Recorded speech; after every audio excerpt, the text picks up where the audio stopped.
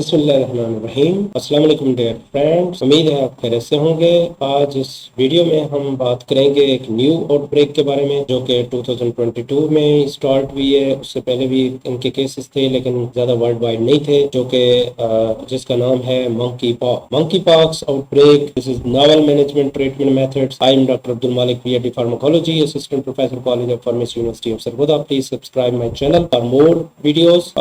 तो इसको आप वॉच भी एंड तक करें और आगे शेयर भी करें। Thank you. अब यहाँ पे बात होगी, first of all I will discuss about the key facts. इस वायरस से क्या मेजर चीजें आपको नजर आती हैं, कैसे आउटब्रेक है। सबसे पहले इसके बेसिक हम स्ट्रक्चर देख लेते हैं कि मंकी पॉक्स जो है double stranded DNA virus. RNA viruses होते हैं, दो टाइप्स के हम डिवाइड करते हैं। इसमें ये डीएनए टाइप का है, इन्वेलप्ड। नॉन इन्वेलप्ड वायरसेस होते हैं लेकिन ये इन्वेलप्ड होता है, इसके कवर होता है। और ये आर्थ्रोपॉक्स वायरस है, आर्थ्रोपॉक्स वायरस है और इसकी जो जिनस है वो पॉक्स विरिडी फैमिली का है। ये बेसिक मंकी पॉक्स क्योंकि मंकी से ज्यादातर निकला है, फिर अदर एनिमल्स में ये स्प्रेड हुआ है, उसके बाद ह्यूमन में स्प्रेड हुआ है, एनिमल टू ह्यूमन, तब ये डिजीज आगे फैलती है। तो इस वजह से monkey pox is usually A self limited disease with symptoms lasting from 2 to 4 weeks. Severe cases can occur. In recent times, the case fatality ratio has been around 3 to 6%. इतना ज़्यादा severity rate नहीं है, लेकिन फिर भी ये एक world level पे ज़्यादा आ रही है। आफ्टर कोविड-19 के बाद जो है वो मंकी पॉक्स का जो खतरा है वो बढ़ता जा रहा है। तो monkey pox is less contagious than small pox, क्योंकि ये monkey pox, small pox, chicken pox ये सारे मिलते जुलते हैं, मीजल्स वगैरह। तो इस वजह से and causes less severe illness. Since 1970 human cases of monkey pox have been reported in 11 African countries. वहां तक ये देखा गया है कि इतने कंट्रीज में ये स्प्रेड हो चुका है। अब उससे भी ज्यादा अमेरिका में और अदर कंट्रीज में भी फैल चुका है। तो मंकी पॉक्स के बारे में आप इंट्रोडक्शन है कि viral infection reported around the world. 25 monkeypox cases were reported across 12 states in USA. Over 900 cases worldwide in about 30 countries. और monkeypox is zoonotic animal जो वायरस है, क्योंकि एनिमल से ह्यूमन में ट्रांसफर होता है तो उसको इस वजह से जूनेटिक कहा जाता है, जूनेटिक। इसके बाद there are two main strains हैं इसके। सबसे इंपॉर्टेंट है सेंट्रल अफ्रीकन है, कॉन्गो बेसन जिसे कहा जाता है और ज़्यादा खतरनाक होता है, एंड वेस्ट अफ्रीकन है जो कि इतना ज़्यादा डेडली नहीं होता।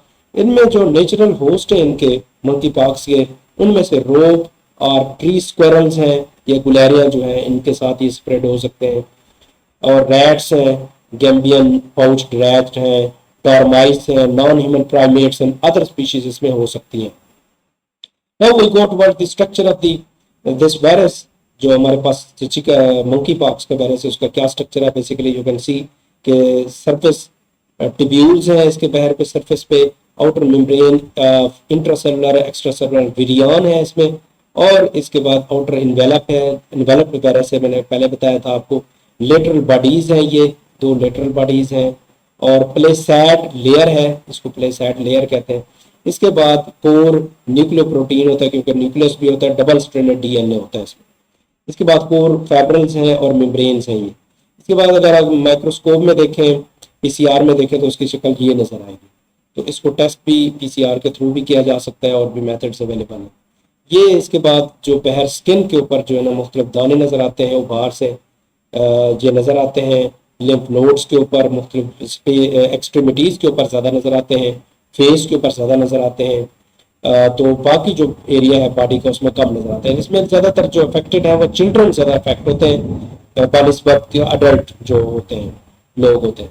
तो इसमें ये देखते हैं कि इनिशियल सिम्टम्स इसके बेसिकली क्या होते हैं। जो मंकी पॉक्स सिम्टम्स हैं last between 2 to 4 weeks, already I have explained.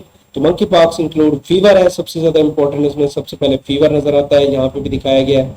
इसके बाद बॉडी एक्स हैं, पेन दर्द होता है बॉडी के हिस्सों में, फटीग होती है खासतौर पे, ये एक सबसे बड़ा प्रॉब्लम है फटीग। इसमें इसके बाद हमारे पास आ जाता है स्मॉल पॉक्स, ये similar to the small pox virus, क्योंकि ये लेकिन लेस डेडली है, उसका जो वायरस है वो ख़त्म हो चुका है स्मॉल पॉक्स का। तो इसके बाद the disease can result in rashes that leads to red bumps on the skin. बहुत सारे रैशेस जो है स्किन के ऊपर आ जाते हैं। यहाँ पे देख सकते हैं मुख्तलिफ सिम्टम्स यहाँ पे दिखाए गए हैं। स्वोलन लिम्फ नोड्स हैं, मसल एक्स हैं, लियंस हैं, या हो सकते हैं, और इसके अलावा बैक एक्स भी हो सकती हैं, चिल्स भी हो सकते हैं, फीवर भी हो सकता है। तो ये सारी एग्जॉशन जो है, फटीग जिसे हम कह रहे हैं, ये भी हो सकता है एग्जॉशन। तो लिहाजा इसके बाद ट्रांसमिशन कैसे होगी इसको समझना भी बहुत ज़रूरी है, ये इंपॉर्टेंट इशू है। तो इसको प्रॉपरली अंडरस्टैंड करना, जो एजुकेशन के लिहाज से जो एक लर्नर है, जो सीखने वाला बंदा होता है, उसको हर चीज़ का पता होना चाहिए कि क्या इशू है, किस तरह हम इसको बचाव कर सकते हैं। जब तक उसकी प्रॉपर बेसिक चीज़ों को नहीं समझेंगे उस वक्त तक उसकी ट्रीटमेंट या प्रिवेंशन हम नहीं कर सकते। तो लिहाजा इसमें monkey pox is transmitted through close person to person contact with lesions. अगर उनके अगर बहर जख्म है और वो जख्म दूसरे के पर्सन के साथ टच हो जाते हैं या ट्रांसफर हो जाते हैं किसी भी थ्रू प्रोसेस के थ्रू, बॉडी फ्लूइड्स के थ्रू, रेस्पिरेटरी ड्रॉपलेट्स है, अगर ज्यादा करीब बंदा खड़ा हुआ है उसके साथ वो बातें कर रहा है, तो वो ड्रॉपलेट के जरिए वायरस जो है वो ट्रांसफर हो सकता है। इतना ज्यादा नहीं है स्वेयर, लेकिन फिर भी कोरोना वायरस की निस्बत ज्यादा स्वेयर नहीं है, लेकिन फिर भी ये हो सकता है। एंड थ्रू कंटेमिनेटेड मटेरियल, जैसा कि कोई क्लॉथिंग है, कपड़े पहनता है, उसके साथ कपड़े कोई रखे हुए हैं, बेडिंग है, अगर एक जगह पे स्लीप कर है बच्चा है या कोई भी आदमी है, पर्सन है, तो उसके बेड के ऊपर जाके सो जाना और उससे आगे जो है ये ट्रांसफर हो सकती है, क्योंकि उसमें उसका ब्लड जो सैंपल है या सीरम है वो अटैच हो जाएगी, लग जाएगी किसी भी कपड़े के साथ, और वो किसी जगह उस दूसरे बंदे को डिस्टर्ब कर सकती है, ट्रांसफर कर सकती है। तो monkey pox is usually a self-limited disease with symptoms lasting from 2 to 4 weeks. Severe cases occur commonly among children. ये पहले बता चुका हूँ, चिल्ड्रन में ज्यादा मसला होता है, और डिपेंड्स ऑन द पेशेंट के इम्यून सिस्टम उसका कैसा है, हेल्थ स्टेटस कैसा है, और एक्सपोजर ऑफ वायरस जो है कितना हुआ है, तो ये उनके ऊपर डिपेंड करता है। उसकी ट्रांसमिशन जो अगर हो जाती है तो सिम्टम्स जो है ना तकरीबन 15 दिनों के अंदर 5 से 21 दिन तक आ सकते हैं। तो अब यहाँ पे डायग्नोसिस देख लेते हैं। वेरी सिंपल जो है डायग्नोसिस, वेरी आसान तरीके से जैसे आप कोरोना वायरस की करते हैं इसकी भी ऐसे की जा सकती है। Monkey pox is diagnosed by PCR test on a viral swab taken from one or more vesicles or ulcers or from a dry scraping of the scab. तो ये मुख्तलिफ तरीके हैं। पहले तो स्वैब जो ऑलरेडी मौजूद होता है, जो ड्राई हो जाता है, उससे लेना मुश्किल होता है। जो ओपन दूसरे स्कार्स होते हैं उनसे जो है हम ले सकते हैं।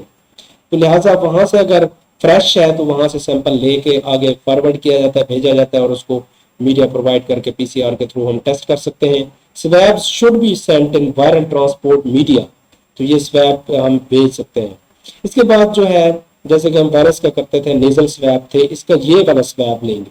किसी भी जो इन्फ्लेमेशन है यहाँ पे, जो बॉक्स बना हुआ है, अल्सर बना हुआ है, वेसिकल बना हुआ है, तो वहां से हम सैंपल लेंगे। ये एक स्कैब स्क्रैपिंग इसे कहते हैं, स्कैब स्क्रैपिंग, यानी बिल्कुल ड्राई हो जाए अगर वो, उसके बाद हम सैंपल लेना चाहें, काफी अगर ना हो अवेलेबल कहीं से तो फिर यहाँ से लिया जा सकता है। Should only be taken if there are no other lesions and should be sent in standard universal container के जरिए दूसरे जगहों पे भेजना चाहिए जहाँ पे टेस्ट होना है इसका। Prevention is very important. सबसे पहले प्रिवेंशन जो है वो करनी चाहिए ताकि इससे बचा जा सके। तो उसके लिए एफडीए ने अप्रूव किया, जीएसके की ग्लैक्सोस्मिथक्लाइन कंपनी है, measles, mumps and rubella virus MMR vaccine जिसका नाम दिया गया है उसके लिए बनाई है, जिसका नाम पीरियोरेक्स के नाम से है। और for individual 12 month of age, या तो 1 साल का बच्चा हो उसको लगाया जा सकता है, एंड ओल्डर उससे ज्यादा जितनी उम्र का हो उसको लगाया जा सकता है। Reducing the risk of human to human transmission, और ये रिस्क जो ह्यूमन दूसरे ह्यूमन में जो ट्रांसफर है वो भी कम हो सकता है इससे, जो ये प्रिवेंशन है बेसिकली। ये पहले अगर वैक्सीनेशन हो जाए इसकी, ये समझे कि मसला कम से कम होगा। अगर पहले इसमें इन्फेक्शन हो जाता है तो फिर चांसेस उसको रोकना, ट्रीटमेंट करनी पड़ेगी, प्रिवेंट नहीं कर सकते। तो ये कॉम्बिनेशन है, लाइव ये वायरसेस होते हैं जो इनके बनाए जाते हैं, ये वैक्सीन बनाई जाती है जिसमें कंबाइंड मीजल्स, मम्प्स और रूबेला वैक्सीन जो है वो लाइव होती हैं। एमएमआर भी कहा जाता है वैक, और लाइव है, इनको बना के एक डोज जो है वो लगाई जा सकती है 0.5 ml की। इसके बाद हमारे पास ट्रीटमेंट देखते हैं क्या अवेलेबल है। There are no specific treatments available for monkey pox, क्योंकि ऑटोमेटिकली ये रिवर्स हो जाता है 21 दिन के बाद, जो टाइम ड्यूरेशन है वो खत्म हो जाती है, तो उसके बाद ये ऑटोमेटिकली रिवर्सल में चला जाता है और इसमें डेथ रेट बहुत कम होता है। But monkey pox outbreaks can be controlled, इसको कंट्रोल करना खैर बहुत जरूरी है, क्योंकि इस तरह इन्फेक्शन जो है इम्यून सुप्रेसेंट जो पेशेंट्स हैं, खासतौर पर डायबिटीज के हैं ये कैंसर के पेशेंट है, इम्यूनो कम्प्रोमाइज पेशेंट है, उनमें जो चांसेस है, या बच्चों में जो चांसेस है वो ज़्यादा सीवियर हो सकते हैं। इसलिए पहले प्रिवेंशन उन्होंने ये अवेलेबल कर दिए हैं कि स्मॉल पॉक्स वैक्सीन लगवाई जा सकती है। सीडोफोवायर जो है ये अवेलेबल है मुख्तलिफ ब्रांड नेम में, तो वेस्टाइड के नाम से अवेलेबल है, ये दी जा सकती है। टीकोवायरी मैट है, ये भी यहाँ पे अवेलेबल है, ये भी दी जा सकती है। और वैक्सीनिया इम्यूनोग्लोबुलिन VIG जो है ये भी मंकी पॉक्स कंट्रोल के लिए भी इस्तेमाल की जा सकती है। अगर मजीद आपको क्वेश्चन है तो you can ask and right in the comment section, और यूट्यूब चैनल के नीचे कमेंट्स में लिखें ताकि मैं आपको प्रॉपर जवाब दे सकूं। Thank you very much.